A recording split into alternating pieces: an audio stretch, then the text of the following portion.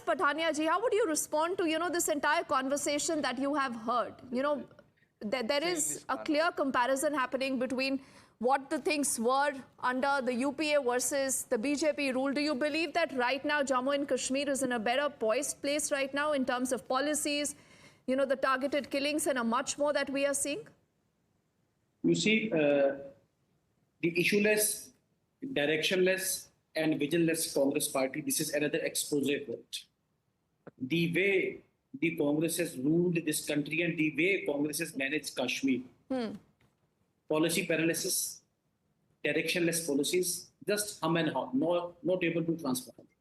You see, Congress was in question to the people of India why a community was given a forced exodus from their own homeland, with my friend was saying that is the Kashmiri Padis. Congress asked a question, why do Vidhan, do Pradhan, do Nishan in Jammu and Kashmir? And now once again you are liaising with the same political party which says that Dhara 370 shall be restored. Congress asked a question as to why the people of Jammu and Kashmir were bereft of a sense of security in Jammu and Kashmir. So I think this is a big expose. Congress stands exposed, and the way Congress ruled Jammu and Kashmir, this is another, to put it in a very simple way, this is a bit honest exposition by Mr. Sushil Kumar Shinde. He has virtually exposed the Congress also. And had it been Congress, we could not have seen Janmashtami Jalus. We could not have seen the Muharram procession. We could not have seen the Lal Chowk festivities ripping through the media and social media handles across the globe.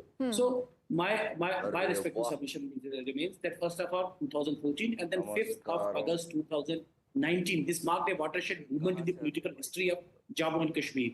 But in spite of that, Pathania ji, and there are a number of leaders, even in the BJP who've retired or in other positions, when they speak up, you say that is their personal comment. But having said that, Amit, why don't you do a little bit of plain speak for us to help us understand that is this just political or there is more to this story? This is about law and order.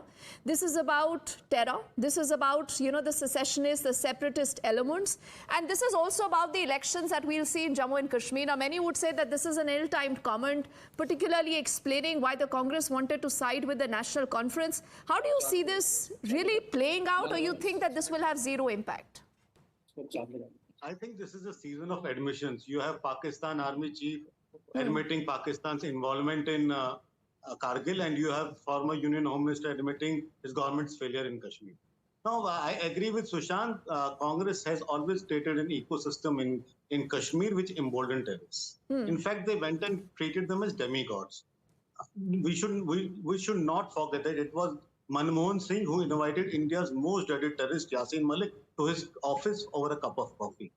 We all know that it was Congress government which persuaded a large media house to brand Yasin Malik as an icon. We cannot forget that it was Congress government which gave passport to Yasin Malik so that he goes and meets Hafiz Saeed at Pakistan. Hundreds and crores of rupees have been spent on security, on pleasing the terrorists and separatists in Kashmir. We cannot forget that Gilani was treated almost like a fatherly figure by many congressmen in INC. So there has been a constant effort by Congress to promote terrorism in Jammu and Kashmir, and probably this statement is somewhere in line with what is happening right now in Kashmir, and it is an admission of failures of Congress. हाथ कंगन को RC क्या मतलब आप कुछ भी कह लीजिए मगर 2019 से पहले और 2019 के बाद में फर्क है. You can see it in Kashmir, you can see it visibly after 6 o'clock. One used to fear going out in Kashmir. Today it is more crowded and you have more late night life in Srinagar than you have in Connaught Place in Delhi. That's a fact of the matter. People are not afraid anymore.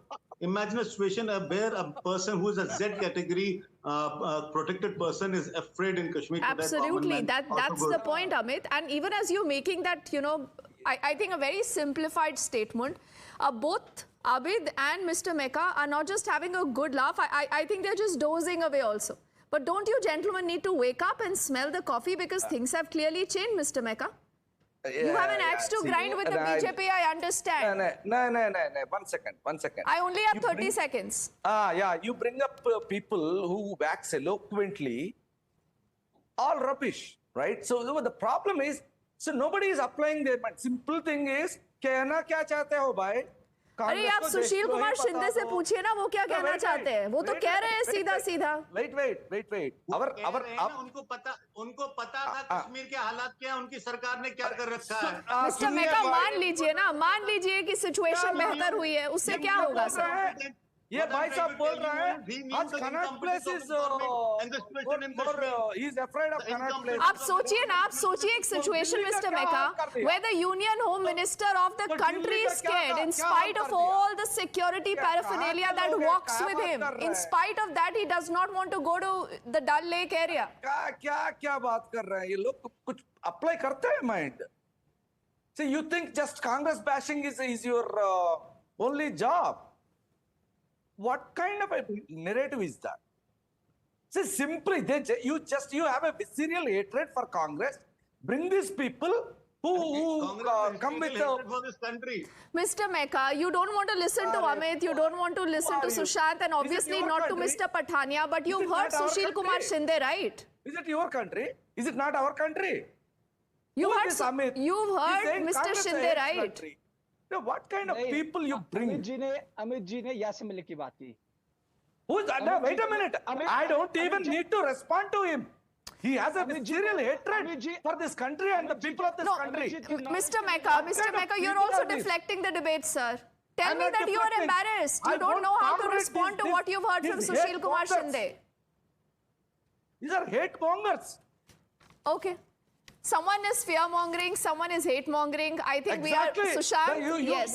We should be spoiled for choice. The electorate will speak in Jammu and Kashmir. Gentlemen, thank you so much for speaking to us. It's been a fascinating conversation. We are heading into a break.